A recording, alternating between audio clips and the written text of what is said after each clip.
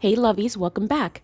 Today we are doing 6 Dollar Tree Yule and Winter Solstice inspired crafts that are so fun and easy you can do with the family.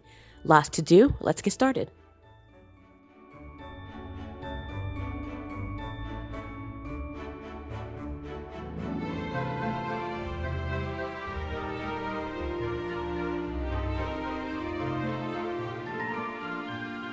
Okay, here we go. The first craft we're doing is what I like to call JC's Cast Out Fire Starter. So the things you're going to need for this are the Dollar Tree picks, the ones with pine cones. Try to get one that has somewhat of a larger pine cone. This wick I got from Michael's craft store. I got one that is without the metal piece in the middle. You're going to need a Dollar Tree candle in any color.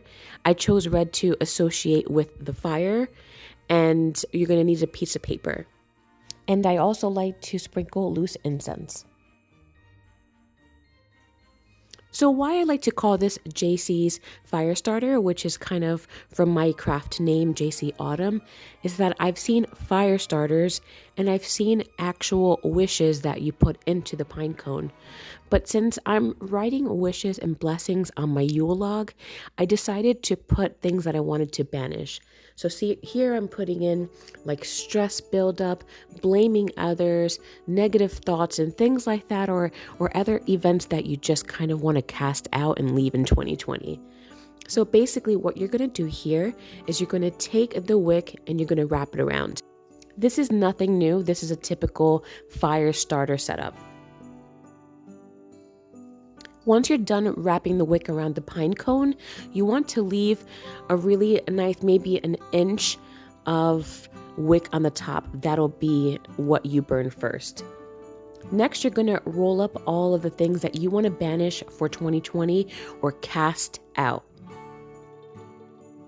And don't be afraid to stick your banishings right into the pine cone.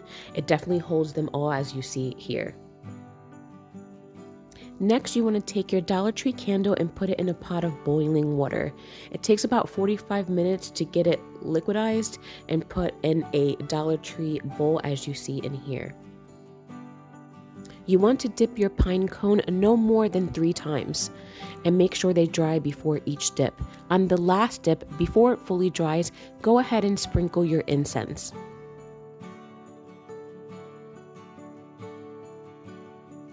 And I'm loving the end result.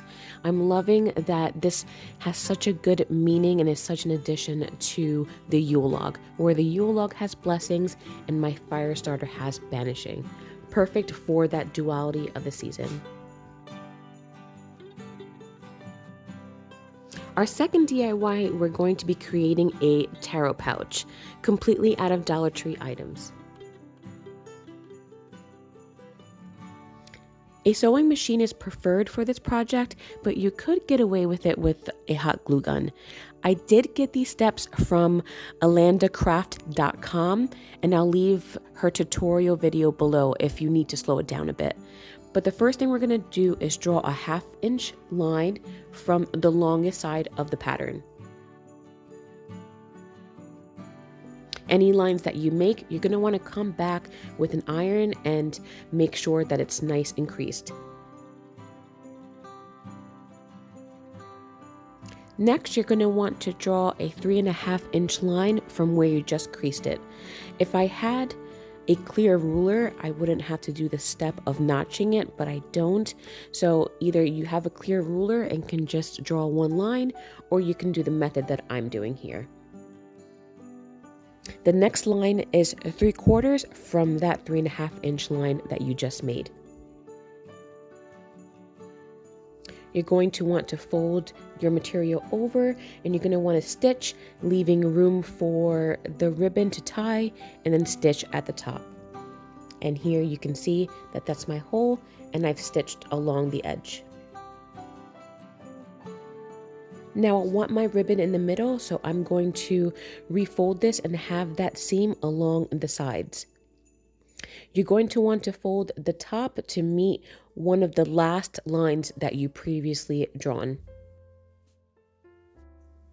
Next, I'm sewing where the flap is, making sure that I stop at the hole.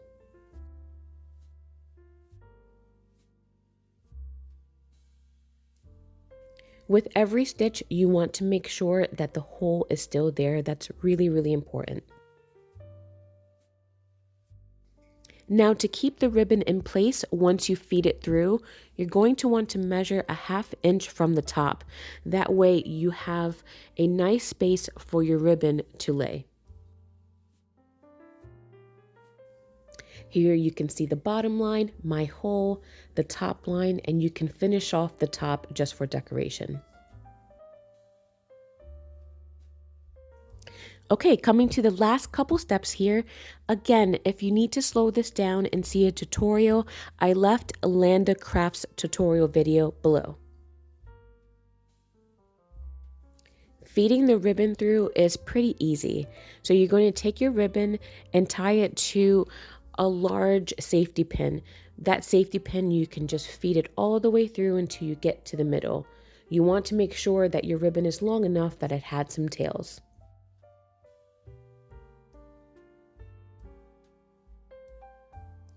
Very last step is to turn it over again and just to sew the bottoms, and you're done.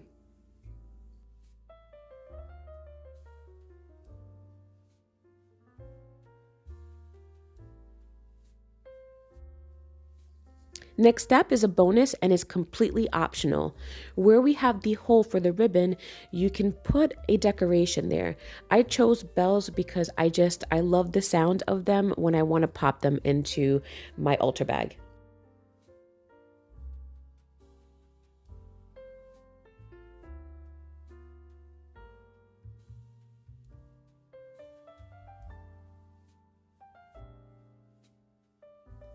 You guys, I'm loving the end result. I'm so happy we were able to do this with just 3 Dollar Tree items. And the placemat is lined, so you get the beautiful print and the red lining. It's perfect for large tarot cards. Let me know what you guys think.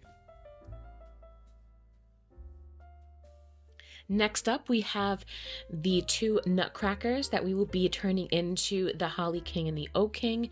These 2 nutcrackers are from the Dollar Tree, and I'm not going to be reviewing their backstory just yet because I am working on a story that I do want to put story time on my channel. I'll have like the Yule log burning and tell my rendition of the story. So that way, if any pagan moms wanted to put on the story time as they're opening up some presents during Yule, or they just want to kind of relax and hear a nice rendition, I'll have that on my channel this week. So super excited. So for today, we're just going to repaint these and see how far we can get. For the materials, I have some acrylic paints. I have some things from my stash. So I have some used picks, florals here, ribbon in the back, some Dollar Tree, other bits and bobs. I have some scrap material. I always put my paint on tin because I'm always painting, so it's just really cheap to just get aluminum foil and have my paints on there. And just my hot glue gun, just regular standard items. But again, I'm not going to go through the story so much, and it's not going to be completely Dollar Tree because I want to see how far I can get with my stash and my scraps. First, we have to prep the nutcracker for painting. And here I feel like Poppin from Doll Art Studio, if anyone has ever seen her videos, but basically the same thing. It's just you have to take out the hair and you have to prep the dolls for painting.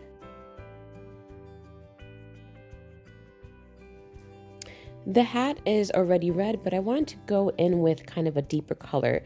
And I also don't want it to look too plasticky. So I'm definitely going to be repainting, even if it's the same color, most of the clothes and the accessories on the nutcracker.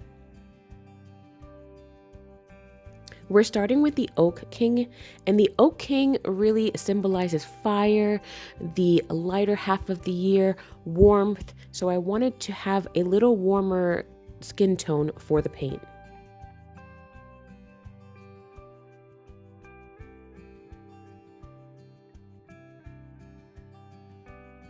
Next, we're going to draw on the eyes, and I want the eyes to be a little bit more realistic than what the Dollar Tree had originally. It was a little bit too charactery, if that makes sense. So I want to add some lids, I want to add some color, just overall more details to the eyes.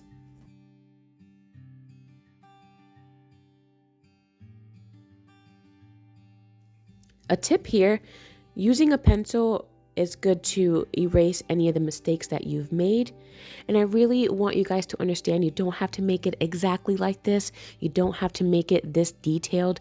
I'm just showing you this to give you some inspiration, but this can easily be done with the kiddos with just some paints and a few stickers.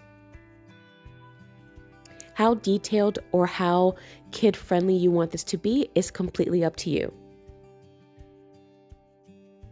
Once you've painted the base for your eyes, just let it sit and rest so it can dry and you can come back with the details later. While that's happening, I'm just adding a little bit of blush to his cheeks and nose. Okay, so we're gonna jump to the semi-finished result. I have some beads, I have parts of a Dollar Tree pick. I re-haired with a different materials that way to give the Oak King a little bit of a more summery look, and I've added some greenery to his coat. As I mentioned before, the Oak King is all about the sun, so I wanted to kind of symbolize that here on the top of his hat.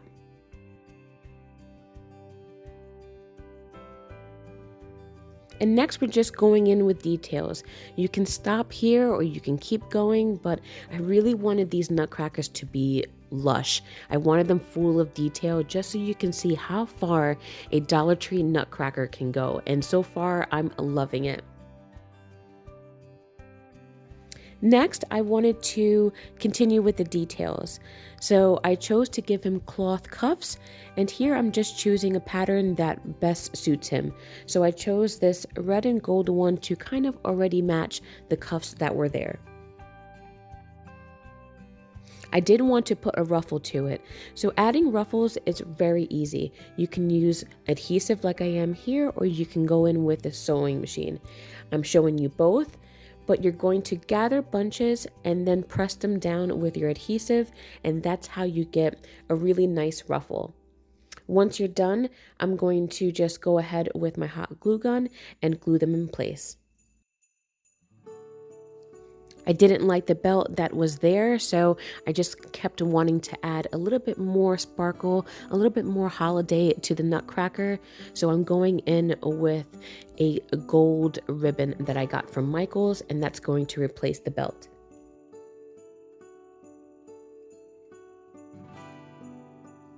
Once you're done with all your painting, it's a really good practice to go back and line all your work if that's the look you're going for. It just makes it nice and clean and complete.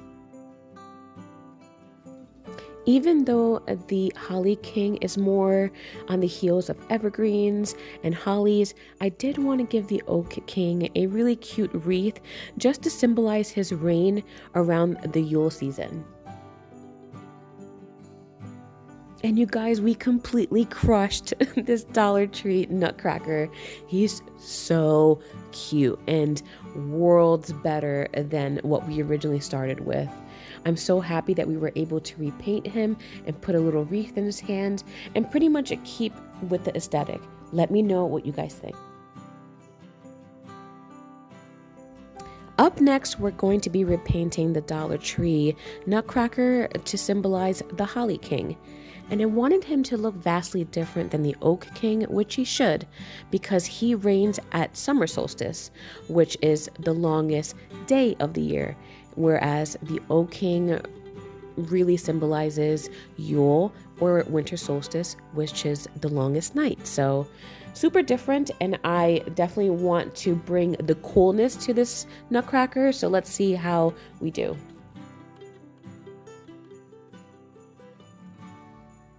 So first couple steps here is that I'm painting his skin tone a little bit of a lighter shade, and I want to do a bunch of variations of blue because I really associate the Holly King with blue, yellow, whites, and cooler tones. Here I'm repainting the rim of the hat just to take the black out. It's just a little too harsh. And I'm going to do what we did with the Oak King. Same thing, whereas I'm drawing out the eyes, laying down the base color, and then coming back with details. The eye color here is blue where the Oak King is green, so kind of just subtle differences that make them so special. Pro tip here, if you want to do pupils or any type of dots, it's always easy to use the other side of your paintbrush. I know they sell different tools to give you different sizes of dots, but it's really not necessary.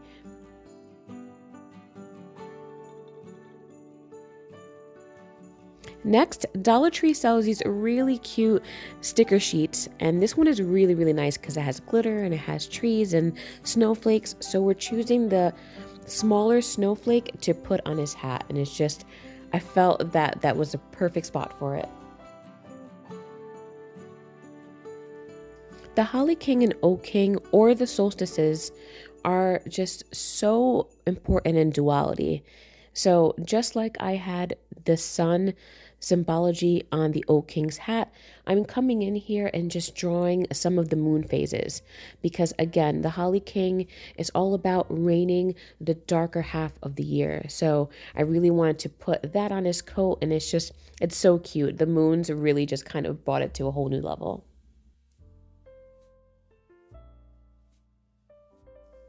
I wanted to give the Holly King some cuffs too, so instead of material, I'm just choosing a white lace here, which I think works great. Let me know what you guys think. If you notice, his clothes has glitter, and I really wanted that for the snowy effect. But pro tip here, don't make the same mistake that I did. If you're using any type of clear spray paint to polish off your work, do the spray paint and then sprinkle glitter on top of that. If you do it the other way around, the spray paint really dulls out the glitter, and then it just looks like you have a rough surface. So don't make the same mistake I did.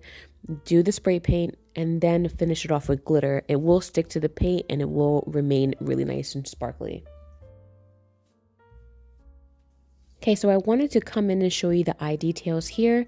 So again, paint everything first and then come back and do the line work after. So that way it just makes your artwork nice and clean and you can see where all the definition is.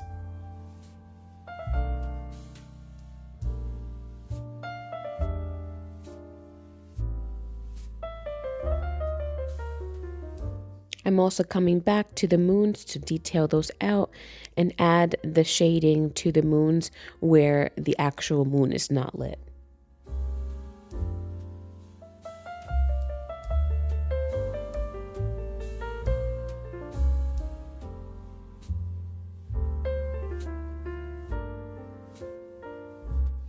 And I love him just as much as I love the Oak King. He's so cute.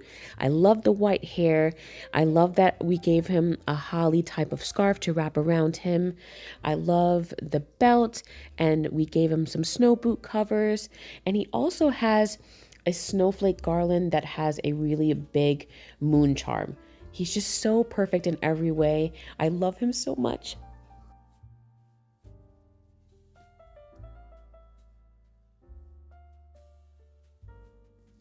For our fifth DIY, we're creating an Athame from a Dollar Tree knife.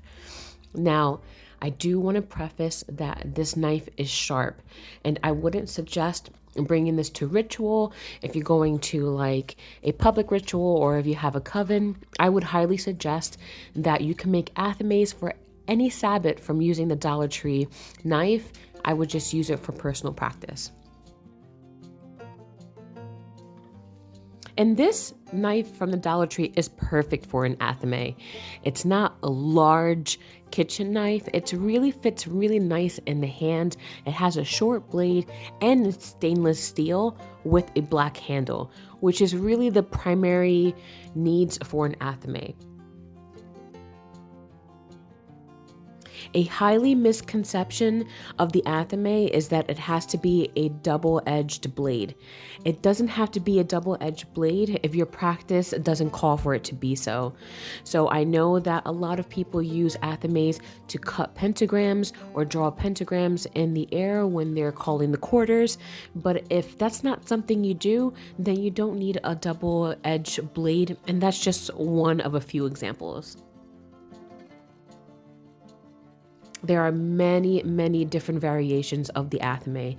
You can use a selenite Athame. It can be one-sided blade like this. So just have fun and try not to let the rules and misconceptions guide you into doing your own DIY tools.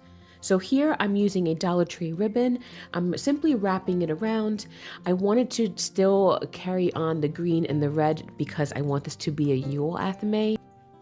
And I love all my Athames to have a pentacle on it, and we're finishing it off here with a really nice, pretty gold one that I got from Amazon. The Dollar Tree does have a hole on the bottom which you can hang charms from. You could put more ribbon. How pretty would that be?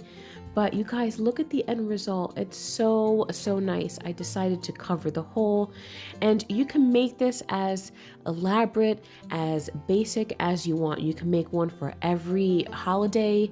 I just think it's just such a nice tool and it's perfect in the hand. So let me know what you guys think.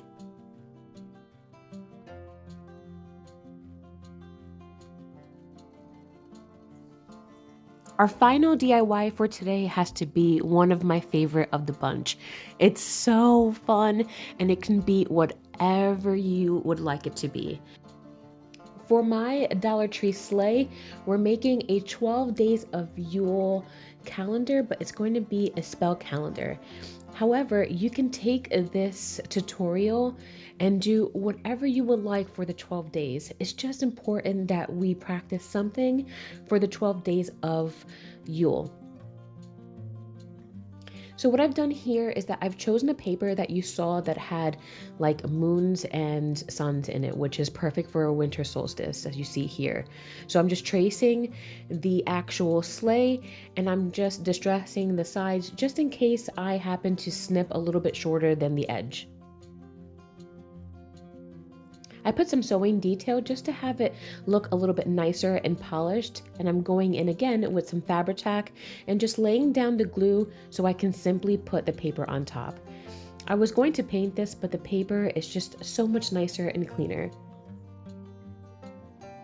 I wanted to pre-cut 12 of the actual pockets first before I start cutting my material, just to see how it will fit in the sleigh. So once you have that all down packed, you can take all different material like I've chosen here. I have a bunch of scraps. If you're a crafter with a bunch of scraps, this craft is for you. So you can do a bunch of different scraps, different materials, all the same material. It's really endless what you can use your pocket for. You can even use paper.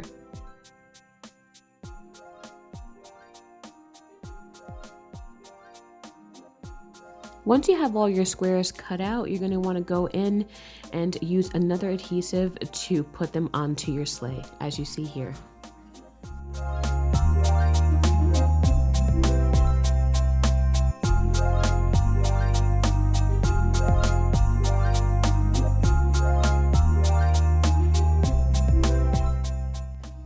Next, we want to make the tags for all 12 days.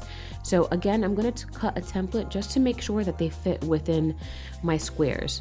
And this is the fun part, just picking out different pieces of paper that you think will look nice, different patterns. It's all up to you and how you want to do this. I'm using a spell a day book. This is an older one, 2018, but I love the spells that are in here. So for my calendar, I'm doing 12 spells for the 12 days of Yule, but you can do 12 grimoire prompts, you can do 12 crafts, you can do 12 journal prompts. It's so endless what you can do with this calendar. But I'm deciding to just do simple spells that I can do every day just to kind of get in the Yule spirit.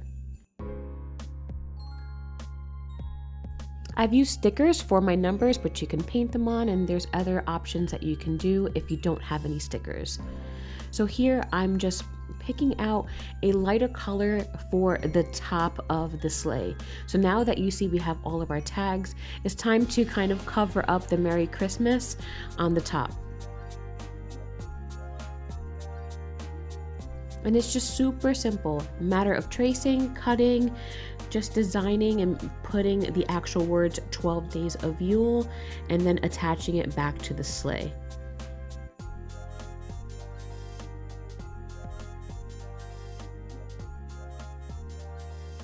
Okay, so after I cut and distressed, I penciled in where I want to put the 12 days of Yule.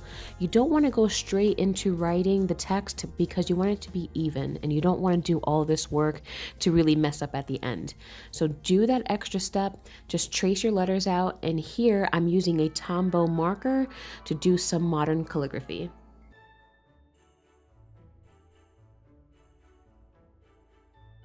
And you guys, look how cute this looks nestled next to my Yule log and my tree. It's just perfect. And it's so fun to do with the kids. It's so colorful and has so many uses.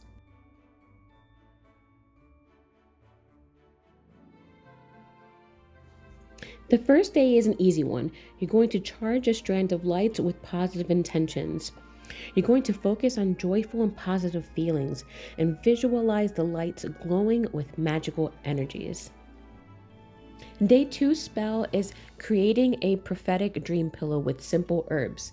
The blessing here reads, "Herbs of rest and herbs of dream, help me grasp what is unseen.